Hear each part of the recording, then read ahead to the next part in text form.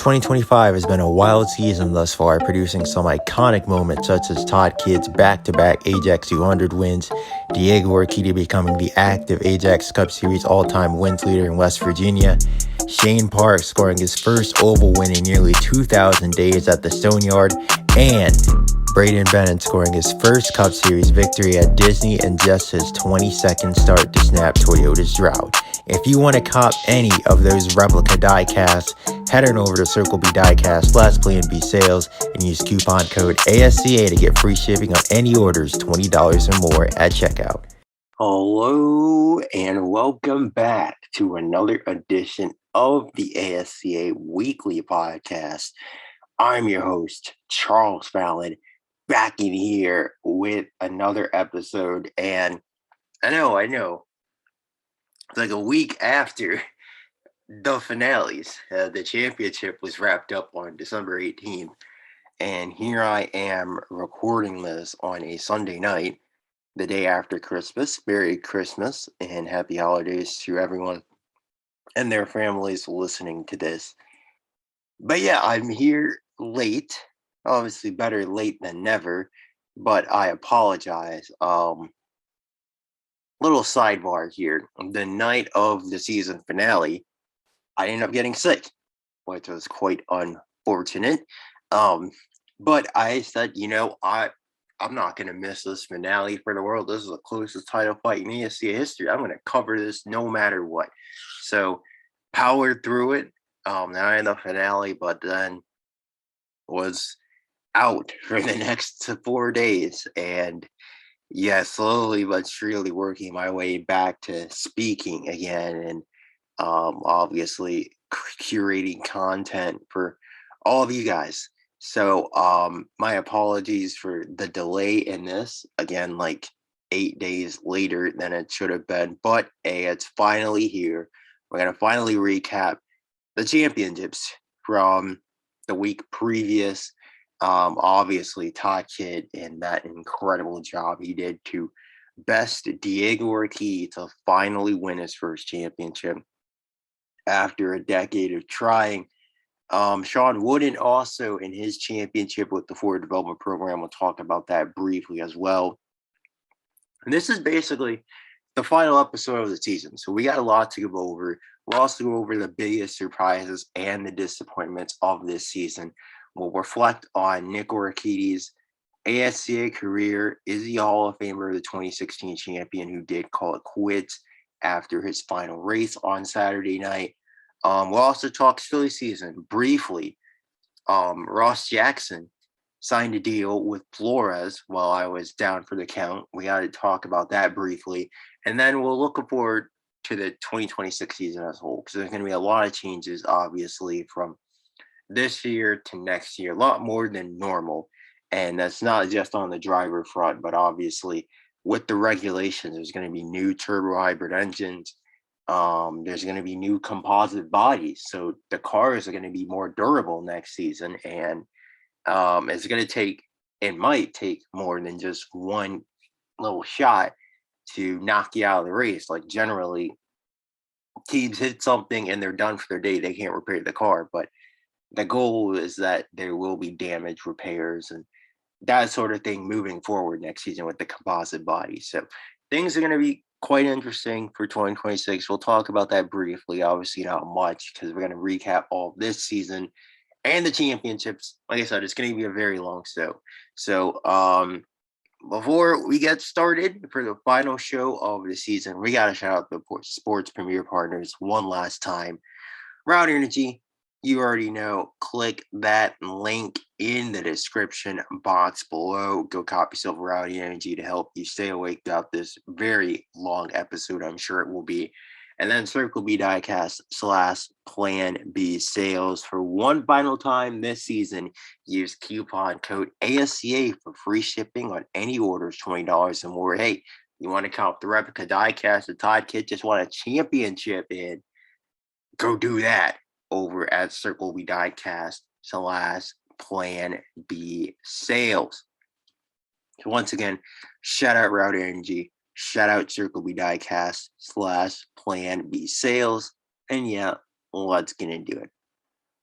So obviously begin with the elephant in the room. Todd Kidd is a champion. I know it feels like this should have been something that should have been said years ago, honestly, with how incredible of a talent he is and how many races he's won and how close he's come before. We all know what happened in 2022. He was running in fourth position in perfect prime opportunity, prime real estate to steal that title after Diego Orkedi's transmission issues. And then Henry Brady blows the tire directly in front of him and takes him out of the race. So that did his title hopes in that season. And he finished his second in points in 2023, but he really wasn't a title contender all year. He only won a career low one race very early in the season at West Virginia and really just kind of went on a super hot streak late in the year to snatch that place from Diego Orkedi and Randall Woods and Burn Renner. But last year, you thought, especially the first half of the season, that we were going to see this fight between Diego and Todd Kidd because I believe they were tied or something after the first four races. It was them atop the standings, but then he craps the bed in Orlando. He does win Belltown, does Todd Kidd. And, but then he has the DNF at Michigan. He wins the Winter 200, but the second half of the season, he just kind of fell off and he wasn't as consistent as Diego. He had the DNFs and San Diego, his home track, and then he had the DNF in the Apple 225 that officially did him in. He finished his third in points, so that's 5 straight top 3 points finishes. But you're just wondering, like, when is he going to get it done? Especially, for Kidd, it must have been painful to see guys from his kind of generation, guys coming after him, actually, such as a Greg Healy and a Cameron Atwood that are his age or just slightly younger, come in and go and win cup titles while he's been this close so many times and he just couldn't get the job done. And then heading into this year, what are the odds that Diego Orkedi puts up a career year? The season that Todd Kidd wants to try to win a championship, his best shot to win one. And he and Diego gave us an incredible fight. I think there's been a couple videos posted on the ASCA social media channels kind of showing the point swings throughout the season. And when you look back at it as a whole, like you didn't really see it at the time, but we'll get into Diego in a second, but what a miraculous job he did to not only erase a 19-point deficit, but also an 11-point deficit the second half of the season and make this a battle at the end. Just incredible the season that the 4-time champion put up. But this is talking about Todd Kidd and, just kind of reflecting on his season as a whole. And I think the perfect, I would say, nutshell moment of what he did this season would be his comeback drive in the final race. That was the story of the year for him. The comeback kid. That's got to be Todd Kidd's new nickname. It's the comeback kid easily. The job he did so many different times. Obviously, you look at the Apple 225 and his incredible drive from 21st to 4th, but you got to look at West Virginia. If he doesn't drive from 6th to 3rd, he loses the title because, again, this championship was decided via tiebreaker. And I can go on for 40 minutes talking about how insane it is that we had 16 races this season, and it came down to a tiebreaker for the title.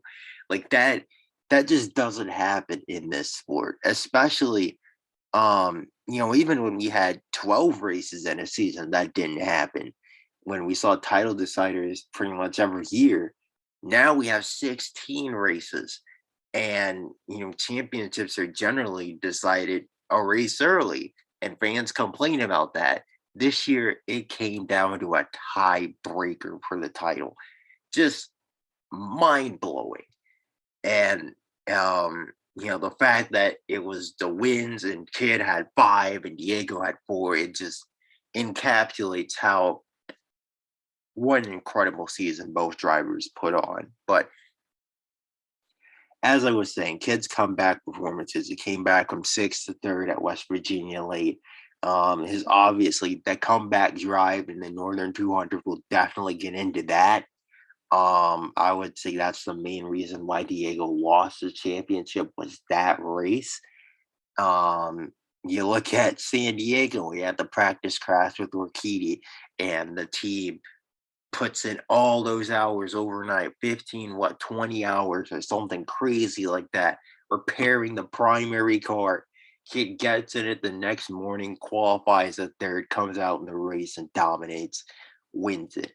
And every last one of those comeback performances, every last point mattered. He needed every last one of those to win the title via tiebreaker. And then obviously in this race, because Todd Kidd was absolutely pummeling Diego Orkedi the first half of this race. I mean, it wasn't even a competition.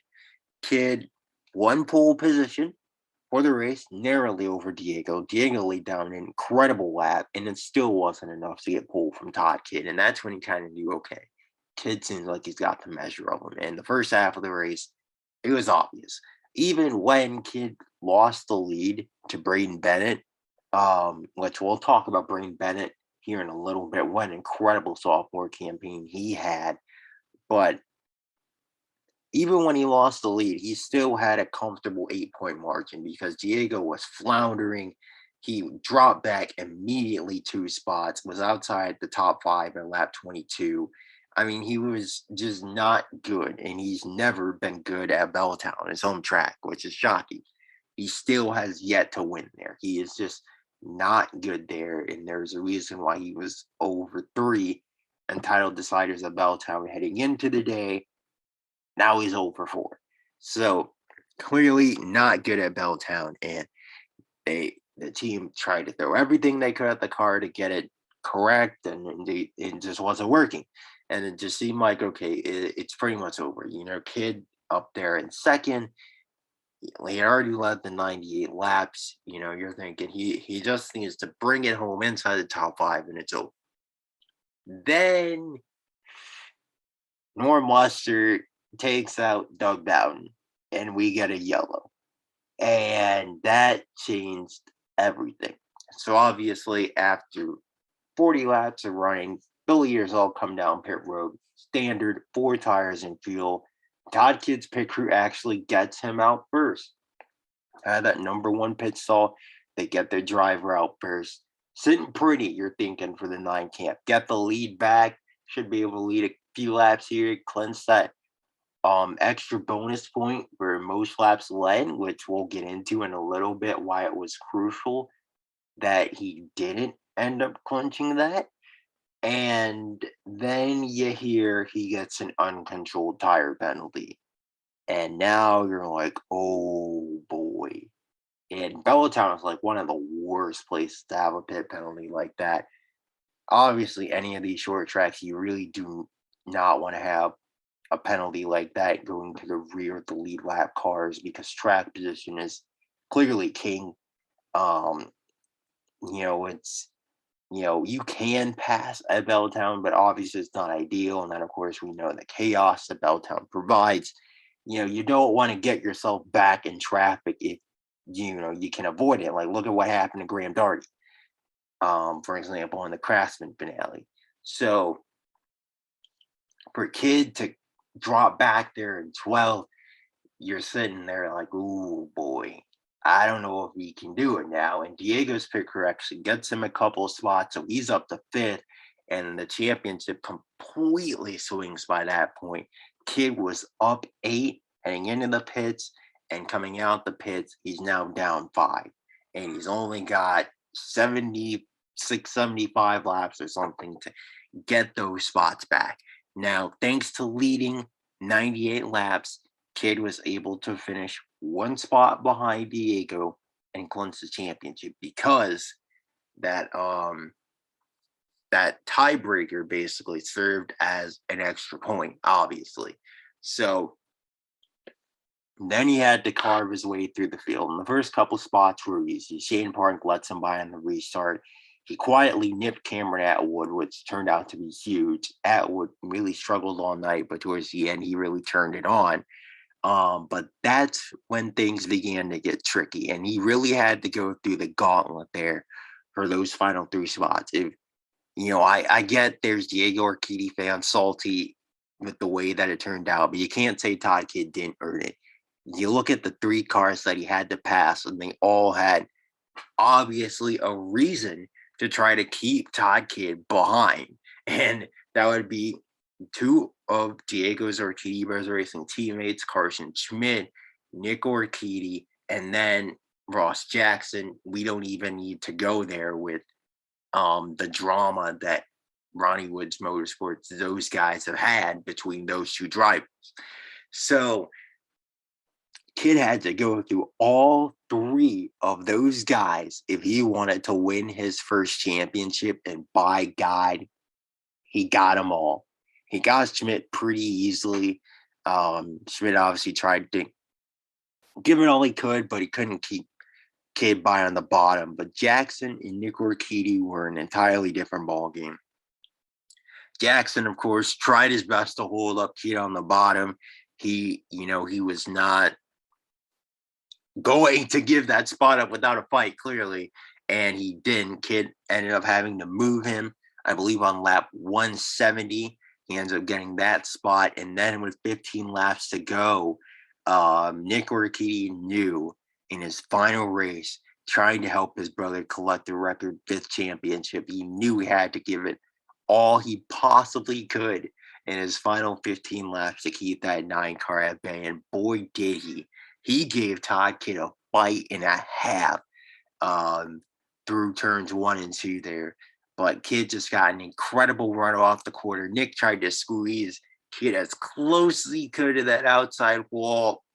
Just wasn't enough. Kidd kept his foot in it, threaded it around the outside with arguably the pass of the year. In my money, in my book, that's pass of the year right there. That's a Hall of Fame level pass. And that's what won the championship. He got to that position unofficially on track. He had a 1-point lead over Diego, but because Bennett led 102 laps, that ended up being 0 by the end of the race. Kidd ended up having to fall back on that tiebreaker, and he wins the championship. And it's Ronnie Woods Motorsports' first championship since the 2017 season. And how ironic that it keeps Ronnie Woods' record intact of 4 championships. And now he and Diego will remain tied at that mark. And yeah, Todd Kidd is the champion. It's incredible. At age 29 now, he finally completed the ASCA, he said in his own words. And he's an incredible talent, and I think the sky's still the limit. I think his story is still being written as we speak. He's only going to be turning 30 next season. He just signed a massive 6-year extension with Ronnie Woods Motorsports through 2032. So he's going to be at this team throughout the rest of the decade. And I think that we're kind of seeing Todd Kidd transition into the next phase of the ASCA for the next 5 or so years. I think he and Ronnie Woods Motorsports run the sport now, especially when you look at their lineup for next year. They just added Chris Barrymore, $14 million contract, 4 years, $56 million. He's going to be in the 5 next year. You got the reigning champion now, Kidd in the 9. You got rising breakout star Shane Park, 2nd and 3rd in points the past 2 years. He's going to be a champion soon. And then you've got the reigning rookie of the year now, Colin Ward, in the 48. He's only just getting started. You got Barrymore. Barrymore's going to be 28 next year. Kidd's going to be 30. Park is going to be 25. Ward's going to be 24. I mean, this is a lineup that has a window right here. If they can get the turbo hybrid engine regulations correct, which I mean, it's Roddy Woods Motorsports, of course, they're going to get it correct. They got way too much money to not get it correct. But this driver lineup has the potential to win the next, not just this year's championship, but the next 2, 3, 4, 5 championships. Honestly, like they have world class drivers across the board, all of them being former Craftsman champions. So let go of one former Craftsman champion and Ross Jackson. What do? They just go sign another one, Chris Barrymore. And he's a 5-time Cup winner for Barrymore. Ward, of course, is going to be winning Cup races very soon. Park already has 4 wins. And then you've got Kidd with 16 and now a championship. So Ronnie Woods Motorsports, I think they're going to run the ASCA the rest of this decade. And let's transition now to the losing team, the losing driver, and the losing organization, Diego Orkedi. And where do they go from here? So is this the end of an era? Is this the end of Orkedi Bros Racing? Is this the end of Orkedi Bros Racing's reign of terror in the ASCA? You obviously lose Nick Orkedi in the offseason. Now, obviously, you're calling up the youngest winner in ASCA history, the youngest champion in ASCA history, and Graham Darty to replace him. But he's only going to be 20 years old. You know, he's going to need a couple years to get up to speed, I think, like Carson Schmidt. And you got Schmidt, who's 23 now, going to be 23 next year. He's starting to enter the prime of his career, just won again in the Apple 225. But it's clear this team is obviously thinking 2030s now instead of win now. You know, they're thinking 5-10 years down the line. Diego is now going to be 35 years old next year. And you have to question, when is Father Time going to start to catch up with him? I know we just put up a career here. It's a blasphemy to saying, oh, he's going to regress. He's washed up now. But we don't know. You know, we're starting to see Father Time catch up with Randall Woods. I think we saw it with Bryn Renner this season. I think we've seen it with Norm Lester these past few years. You know, these guys, they can't do it forever. And especially Father Time, it really gets them like that. We saw it with Jimmy Hood. You know, we saw it with Nick Orkedi, why he had to retire. And Diego, again, 35 years old next season. You know, how much longer can he continue to sustain this level of dominance? I question that. I really do. I think he's certainly this year reminded me a lot of the dominant Diego we saw from 2018 to 2021. That ridiculous stretch he put up where I believe he won 13 races in 4 years or something ridiculous like that.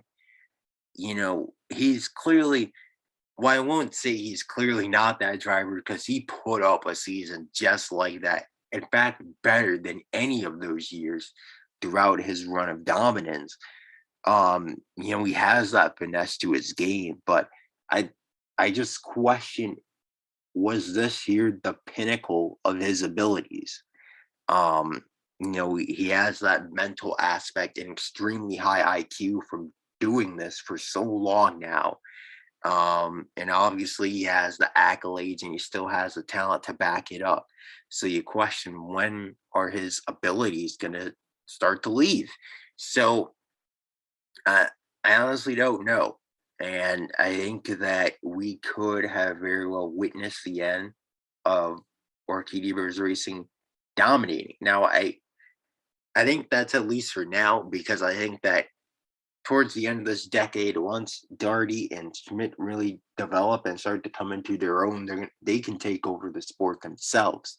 But I think that the era of obviously Nick dominating is over, but I think the era of Diego dominance could be over as well. And we could be seeing that race kind of be the transition moment where Todd Kidd truly usurps the face of the ASCA role from Diego Orkedi.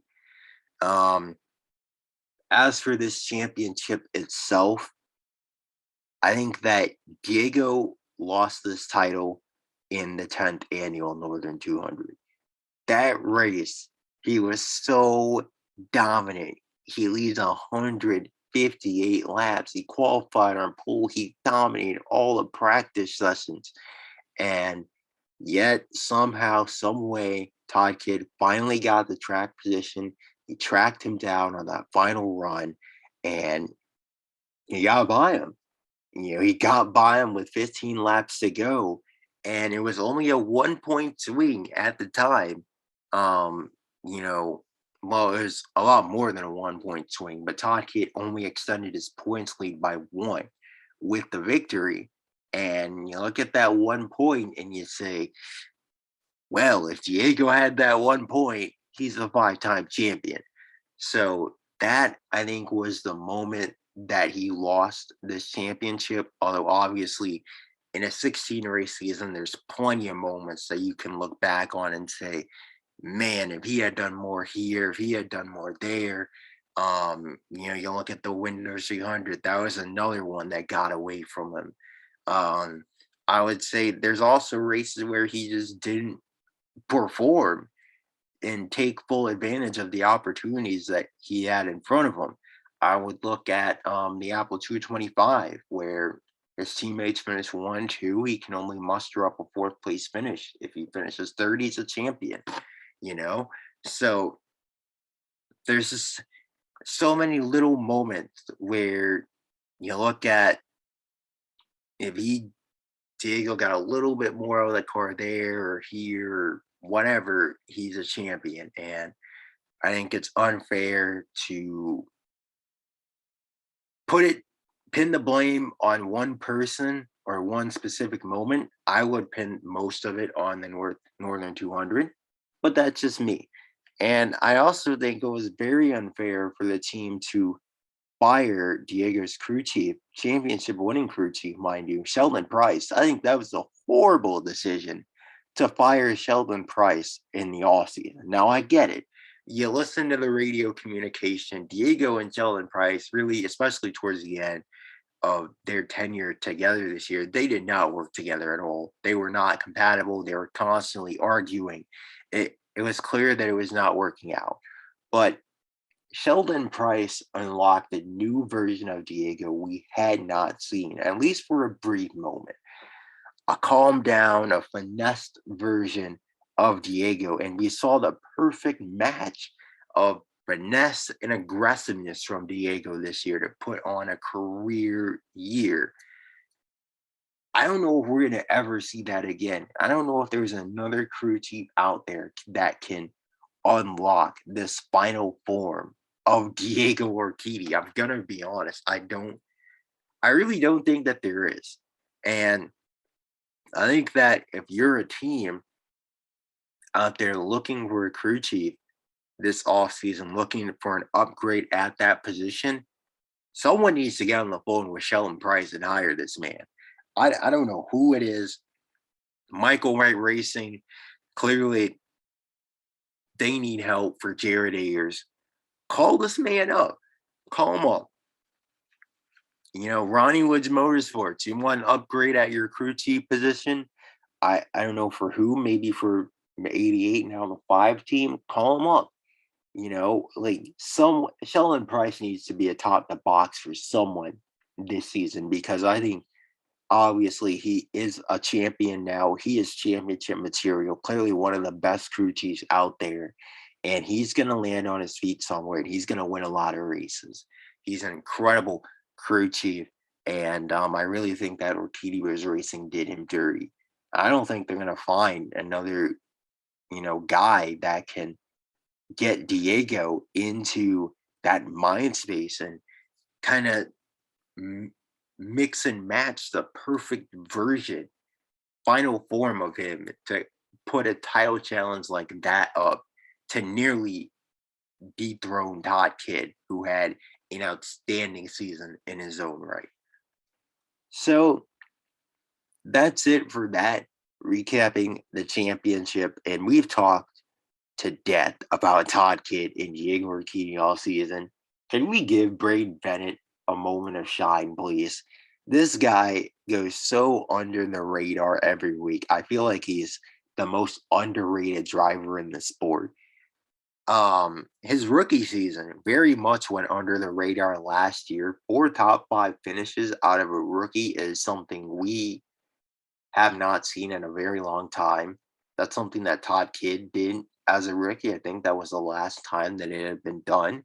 Now, granted, Kidd had only run 12 races rookie year. Bennett ran 16. But clearly, 4 top 5s out of the rookie, like Quan Scranton, Shane Park, Carson Schmidt, none of these big young talents, these young faces, we've seen them put up numbers like that. Greg Healy, none of them have done it. So he finishes just outside the top 10 his rookie year, and then he takes a huge step forward this year. Had a horrible start to the year, but then went on a huge run of second place finishes, 3 straight there in a row. Suddenly he's up inside the top 5 in points, and he doesn't leave. And in a year where Toyota, outside of Bennett, went completely winless and we're down, you got like Brent Reddard and Jared Ayers finished well outside the top 10 in the standings. And then you got Bennett right up there, basically the best of the rest, between the Ronnie Woods Motorsports and the Orkedi Bros Racing guys. He beat all of the Orkedi Bros Racing guys, minus Diego, of course. So for Bennett, especially to do that in the final race, where Michael Wire Racing, they brought no upgrades to the track the entire final quarter of the season. They're fully focused on 2026 and the new regulations. And Bennett comes out there and slaps up the competition, puts the pressure on Todd Kidd, the reigning champion, forces him into a mistake, takes the lead, drives off, and it's over. Like, that is an insane performance. And did I remind you that he's only 24 years of age? So he's also the most popular driver, age of 24, will be 25 next season. And let me tell you, if Michael White Racing, if their R&D actually comes out correct and they can finally field a competitive car for their drivers next season, Bennett, I think, has the capabilities to compete for a championship. I really believe that. I think we've seen enough out of him, and I think that being that he's gonna be at the age of 25 next season, even though he might not have the experience of a Shane Park or even of a Carson Schmidt, he has, that mental experience, the age. He's at the age where he is in the prime of his career at 25. I'm really big on Braden Bennett. He has proven to be the real deal. He just signed a contract extension as well. And I know that obviously Mike R Racing has all their hopes pinned into Tony Doval right now to be their next champion. I'm not so sure it might not be Braden Bennett beforehand, because he has been outstanding, these past couple seasons and really developing into an incredible talent, in his own right. So let's get to what maybe many of you guys have been waiting for, the biggest surprises slash disappointments in 2025. And this is going to be a very much Michael White Racing themed list. I think pretty much all of these guys either drove for the team or have driven for the team within the past 2 years.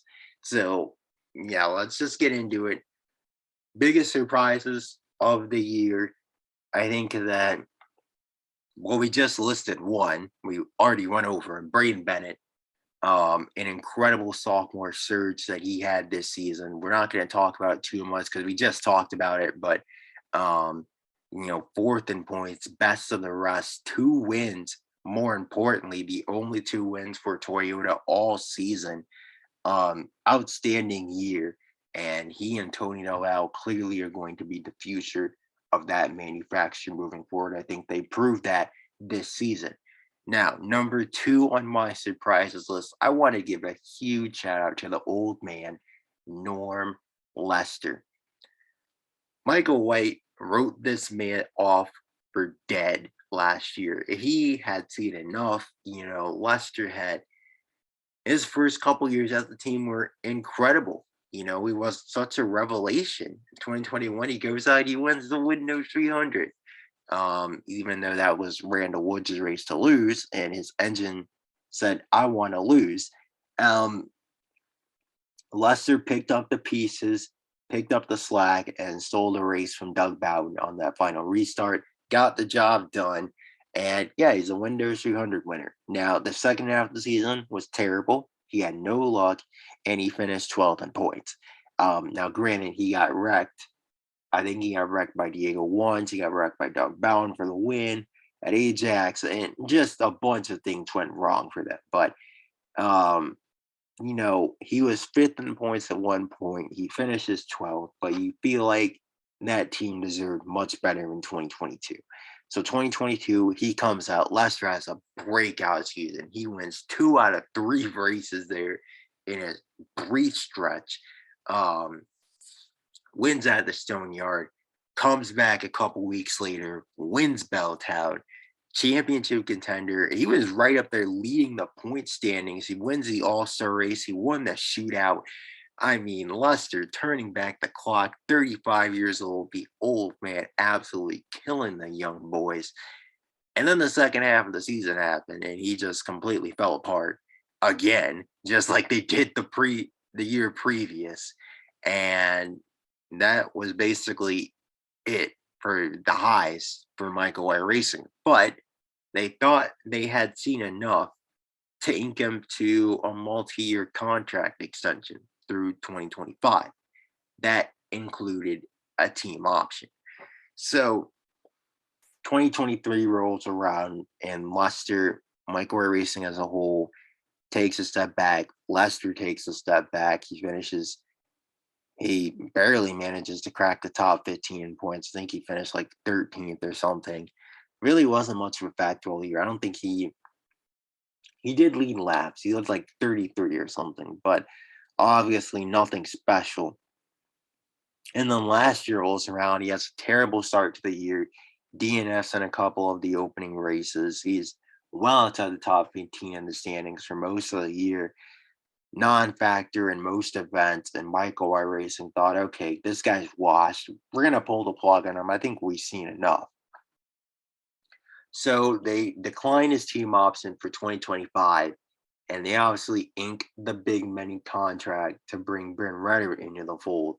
And boy, we're going to get into Bryn Reddard in a second, because yikes, was that a bad decision. But so they bring Reddard into the fold, and Lester's left scrambling for a ride so late in the silly season. We're in the second half of the season. A lot of rides are getting announced by that point, and Lester's having to look for one. Last minute, he's able to scrap a deal together with Taylor Motorsports, their upstart organization, making their inaugural season in the ASCA. In case you didn't know who they are, they're an NDRL powerhouse, and they have an extremely bright future in the sport with Gunnar Thorson. But the team needed a bridge driver. They needed someone to hold the seat for Thorson and develop the team, build the team up so that when Thorson's ready, he can step right into a team that's already ready to compete for championships and at that high level. So they bring in Lester, experienced veteran, going to be 38 years old, and he's, we're thinking he's just going to moonlight for a couple years and then call it a career. Lester had other plans. Finished second in the Ajax 200, was top 5 in points for the first quarter of the season. I remember we were doing the biggest surprises and disappointments. The first half of the year, he was right up there, I think, as the biggest surprise of the year, So he started out the season incredibly, kind of faded throughout the second half of the season, but then definitely rebounded towards the end. I know we had the drama with Doug Bowden in the final race, but he still finished third and brings home a top 10 points finish in Taylor Motorsports' inaugural season, beating the guy that replaced him um, at Michael White Racing this year, Bryn Renard. And the crazy part is Lester making $5 million this year, Bryn Renard making $13 million this year. You do the math on who got the better deal. It's not even a conversation. So yeah, clearly outstanding season for Norm Lester once again. Nothing spectacular, obviously nowhere close to the championship, but his entire goal is to legitimize Taylor Motorsports in the ASCA and really prepare that seat, keep it warm for Gunnar Thorsson when he's fully ready to develop, which could be as soon as next season, not 2026, but 2027, that is. And he's done an outstanding job at it. So we'll see if they can get the new regulations right. Like I said, I wouldn't expect anything crazy out of Lester again next season. If he can just deliver another solid year like this, that's all the team really needs out of him, and continuing to give that team better and better and better each week, and really providing his veteran expertise to help these guys out moving forward. Now to the disappointments category, and surprise, surprise, yeah, it's another two Michael White Racing drivers. So you had Braden Bennett, fantastic year. Randall Woods had a horrible start to his season. He was on the disappointment list earlier in the year, but they fired the crew chief, and David Jaquez was a revelation the entire second half of the campaign. This young wonder kid of a crew chief, outstanding job with Randall Woods. It really clicked. They had some moments. Obviously, a really rough finish to the campaign. He finishes seventh in points, but Woods was right up there, best of the rest with Bennett for most of the season, and he was as high as fourth for most of the year. So those two were really, really good. Who was really, really bad was Bryn Renard and Jared Ayers. And for Renard, he wasn't terrible, I would say. He was up there with Bennett and Woods, but he was never better than them. He was always kind of behind them, and then he just fell apart the second half of the season. And I think that overall, this is Bryn Renard, basically. This is Renard. He can be top 5 1 week, and then he can be 13th the next. This has always been Bryn Renard. And in terms of points finishes, he can be top 5 1 year, and he can be 13th the next. This is why you don't pay Bryn Renard $13 million a season. It was a questionable decision when it first happened, and now it just looks terrible when you consider the guys that finished ahead of him. The guy he replaced at Michael White Racing, Norm Lester, the guy who replaced him at Ronnie Woods Motorsports, Colin Ward, and both of those guys are making $5 million a year. Meanwhile, Renard's making $13 million, and obviously this is the result. The guy who could have replaced him, the guy who could have taken this seat at Michael White Racing, I should say, Lucas Sambert, he also finished ahead of Renard. He's only making like $2 million a season. It's just bad. 13th in points for a guy making $13 million a season is completely unacceptable. He made more money this year than Diego Orkedi and Todd Kidd. And obviously, we don't even need to go there on how incredibly talented those guys are. But the least he could have done, is been where Bennett and Woods were. And at least, he didn't have to be where Park was, but just be where Bennett and Woods were. But not even close. And for Renard, again, he's going to be 34 years old next season.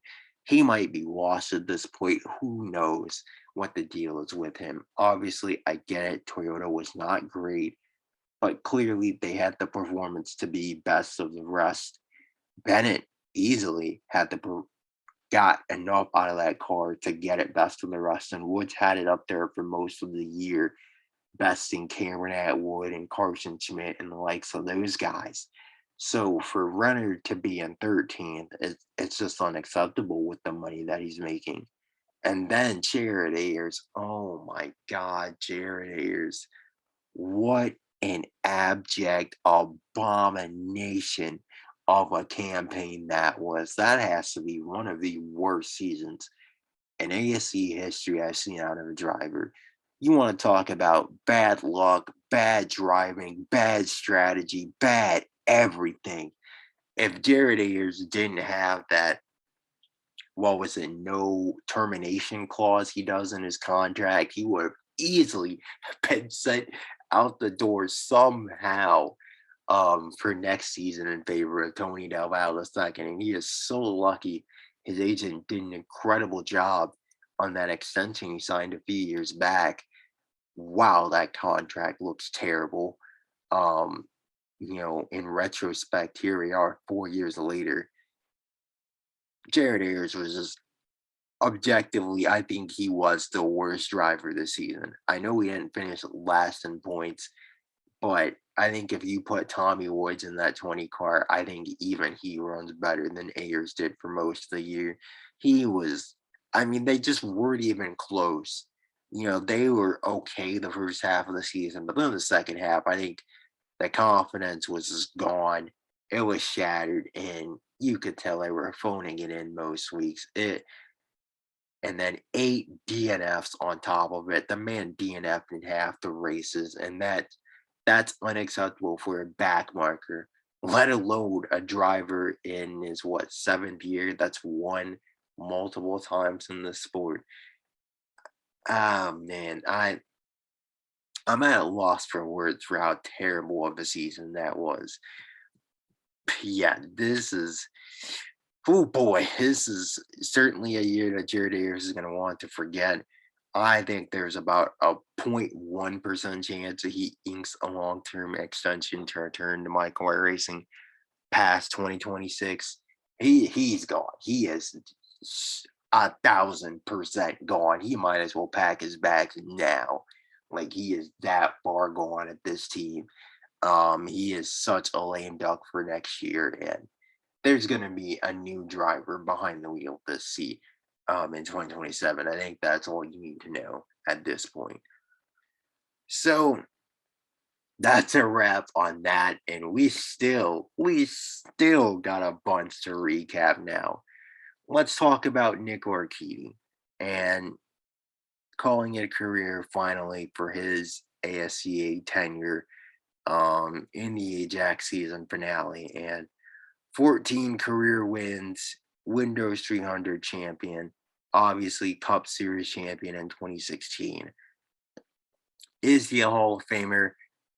I think the answer is quite obvious. The answer is unequivocally yes. I think he is. Is he? I don't think he's going to get in immediately, but I think that, not many drivers obviously win double-digit races, let alone 14 races. Not many drivers can say they won a Cup Series championship. Not many drivers can say they won the biggest race in the sport. I think it's a slam dunk. He's a Hall of Famer. And obviously, I get the second half of his career, especially the last few years, were not ideal. But, I get that he also ends on a 50-plus race winless drought. But he wasn't washed when he walked away either. I think he knew when to call it quits, when the right time to leave was. And, for Nick, it's certainly tough to see him go out the way he did. You would have liked to have seen him win at least one more time, but I think he knew when to call it quits. And I think it was just kind of the frustration of having a season derailed, so many seasons derailed by DNFs and just being caught up in things that weren't his fault. I think he cited that as a big reason, but he also cited the young talent coming up the Ford Development Program pipeline as part of this next youth movement. That was a big reason for his retirement. Speaking of the Schmidts, the Dartys, the Dunhams, and all those guys, and he's certainly developed into a class act off the track as well. So Nick Orkedi, I think, certainly a Hall of Famer, and he will also be missed on the circuit next season. Did an incredible job playing defense on Todd Kidd there for his older brother to win his record bid championship, but just wasn't enough at the end. So that's obviously a shame. You would have wanted to see him go out a little bit better, but especially going out with a win. But certainly, I think he will get his due and he will get his place in the Hall of Fame soon enough. So let's talk Craftsman here briefly. And I know we're like nearly an hour into this. Jesus Christ. Obviously, I said it was going to be a long show, and it certainly has been one so far, but we're just now getting into Craftsman. Almost done on the back half of this now. But Sean Wooden, Craftsman Series champion. He was the title holder in 2010. He's now the title holder 15 years later in 2025. Really, well, in a sense, it was an anticlimactic Craftsman Series title decider because the finish of the season was anything but anticlimactic. Let's talk about that one for a brief second. How about Will Moon fending off Brian Dixon, of all people, in a photo finish to score his first career victory? This is a guy that just now wrapping up his third season at the Craftsman level. He's been close a few different times, few different second place finishes. You look at the job he did in Orlando there. Looked like he had the car to beat, and then obviously lose the lead on the final round at pit stops. But this time his pit crew got him the lead on the final round of pit stops, and he got lucky. Got some help this time with Doug Bowden getting just an egregious speeding penalty. Um, but yeah, so Moon, he was almost flawless there through the final 10 laps until the last corner. He completely blew the corner. He overdrove it by a mile, slid way up the racetrack, opened the door for Dixon, and then it just became a drag race to the stripe. They're beating and banging, and somehow, some way, Moon edged ahead at the stripe to win his first race. And what a way to close out such an unpredictable Craftsman Series season. 12 different winners in 14 races, and you have the old man of all people taking home the championship on the young kids. Um, Certainly a shame for Graham Darty to go out the way that he did. I mean, he barely even got a chance to compete for the championship. 19 laps in, and you get taken out by a lap car. Toby Beckett just comes right down on Breen Bennett like it wasn't even there and causes a huge accident that brings out the red flag. And obviously, Darty just had nowhere to go. He was struggling early, but you never know. He could have gotten that car right had he not been involved in that, and then Wooden really didn't try the rest of the race. He just wanted to keep that thing in one piece, and I can't say I blame him because you obviously don't normally, you don't know how many chances you're going to have to celebrate a championship. So you definitely want to keep that car intact till the end of the race. And even still, Wooden almost didn't. They got caught up in an accident there at the end with Doug Bowden and Adam Petty Jr. and Dustin Adams. Bowden just driving like an absolute madman during that final 10 lap period as well. That was going on too. That was fun. Not if you're anyone in the field at that point, but yeah. So yeah, Sean Wooden, a repeat champion, and well deserved for Sean. Since he joined the Ford Development Program, Wooden has been that guy that you've had to beat more often than not for a title. And we saw it in 2021 with the fight that he gave Laquan Scranton. We saw it especially in 2023 with the epic fight between Colin Ward and Wooden, where they put up two of the best seasons in Craftsman Series history, toe to toe, all the way to the end. And Wooden very nearly erased a 30-point deficit to win that title, which is just insane to think about. But Ward ended up holding him off at the end. And so yeah, it was. I will say it was nice to see the old man get some luck. And even in the years that he didn't really compete for the championship, 2022, I think he would have been in the fight had he not been taken out on the final lap of the previous round at Ajax Super Speedway while he was running second.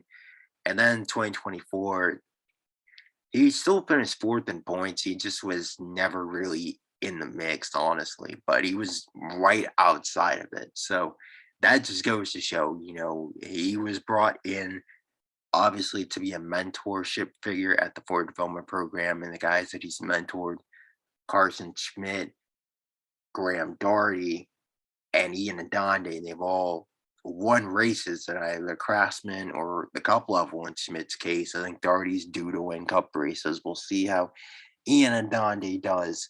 But he's certainly done his job and then some as a mentor. So I think it's nice to see him rewarded with the championship. I think it's certainly heartbreaking for Tony Del Valle II, though. What an incredible rookie season he had.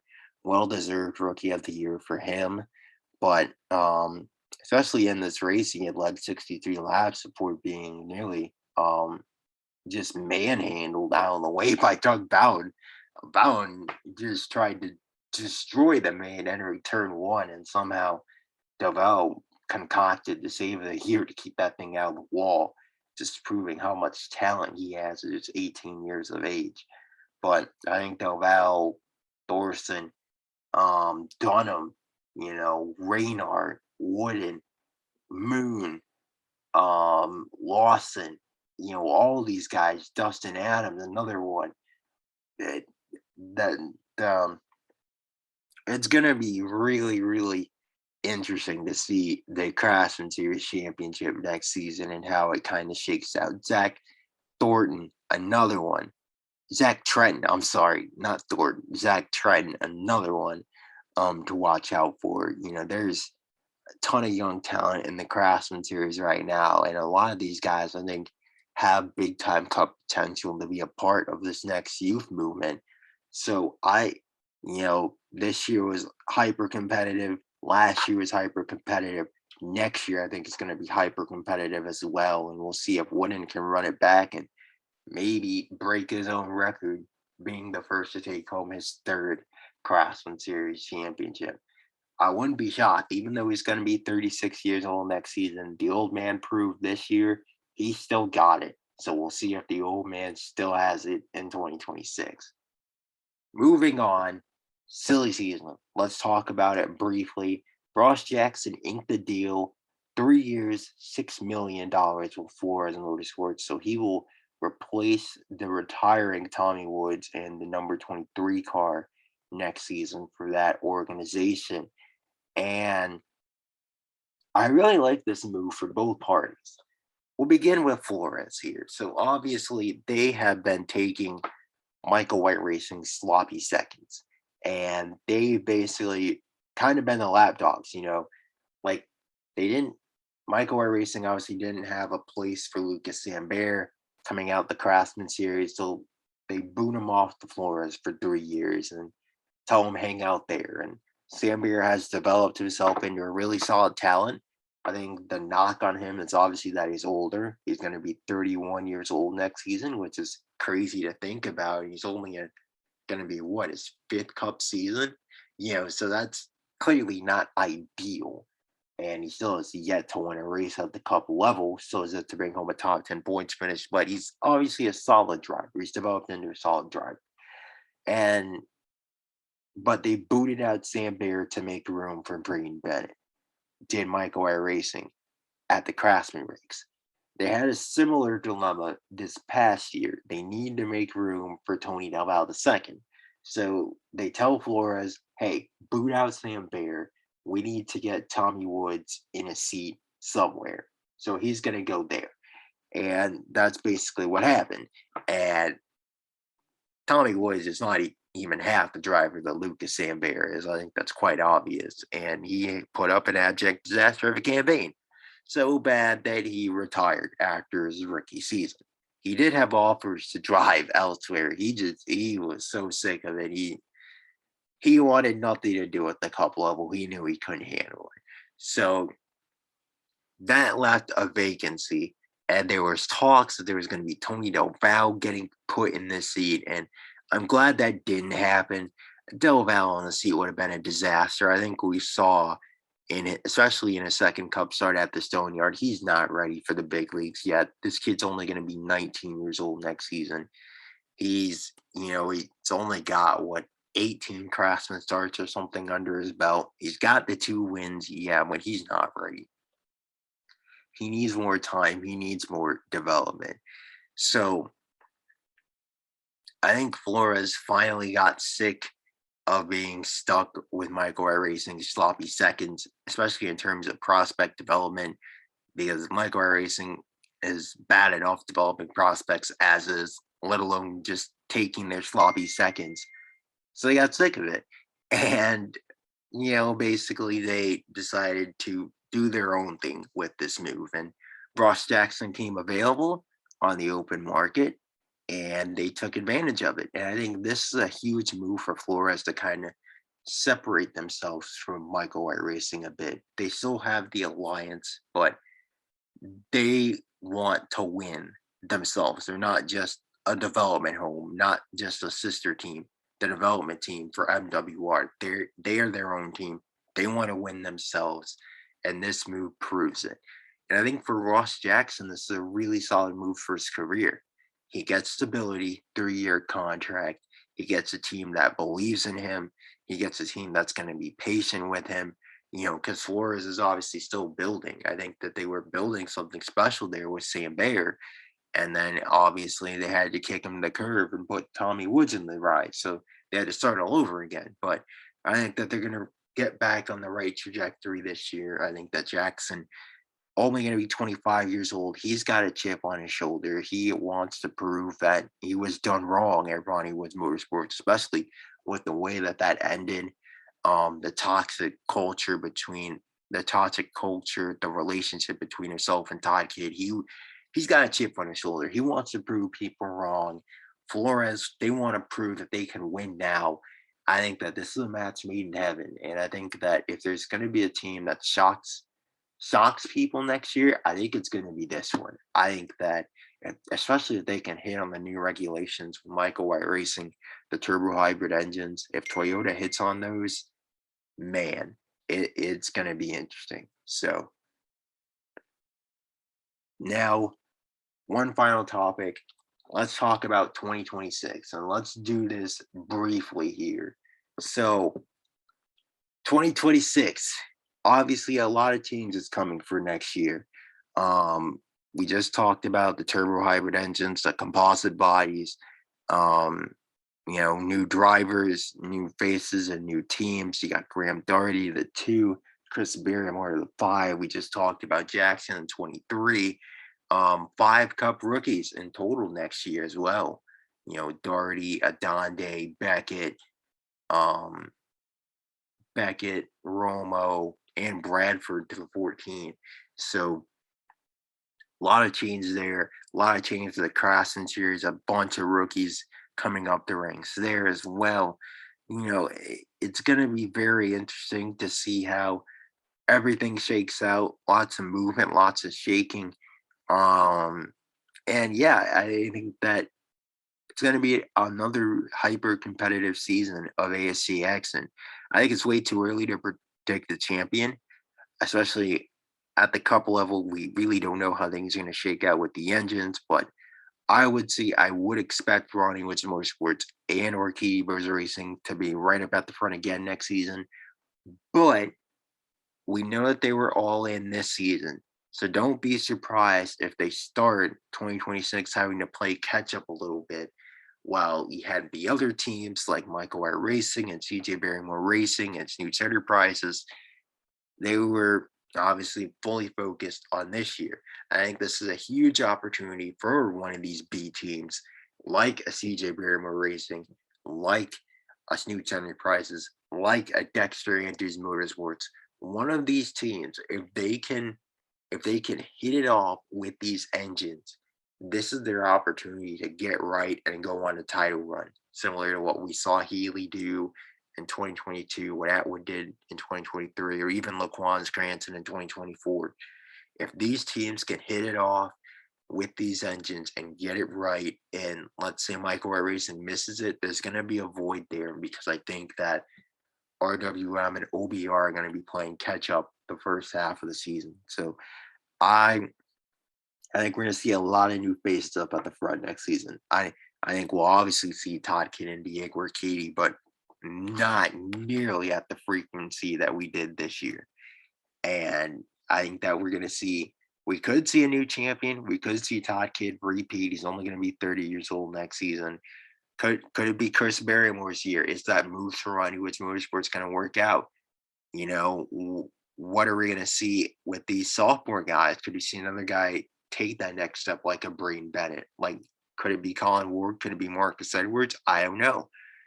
So a lot of unknowns heading into next year, but I'm just gonna say that I cannot wait. I really can't. You know, it's gonna be a fun season. And one other thing, record 17 cup race season upcoming for 2026. Doubleheader for the first time at the Michigan Road Course. That's gonna be super fun to watch.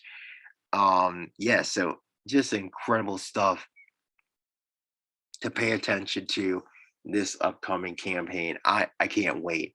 And I hope that you guys can either. But yeah, that's a wrap for the final episode of the ASCA Weekly Podcast. We had to run for an hour because so much stuff to recap in this edition, but it's been an incredible year of ASCA action. Once again, congratulations to Todd Kidd and Sean Wooden on their respective championships. Thank you to everyone that's listened to a podcast episode this season. You do not know how much it means to me, and for tuning in to ASC action in general. That means a lot. So without further ado, we're signing off for now, but we will be back very soon. The next time I talk to you, we'll be previewing the 2026 edition of Speed Weeks.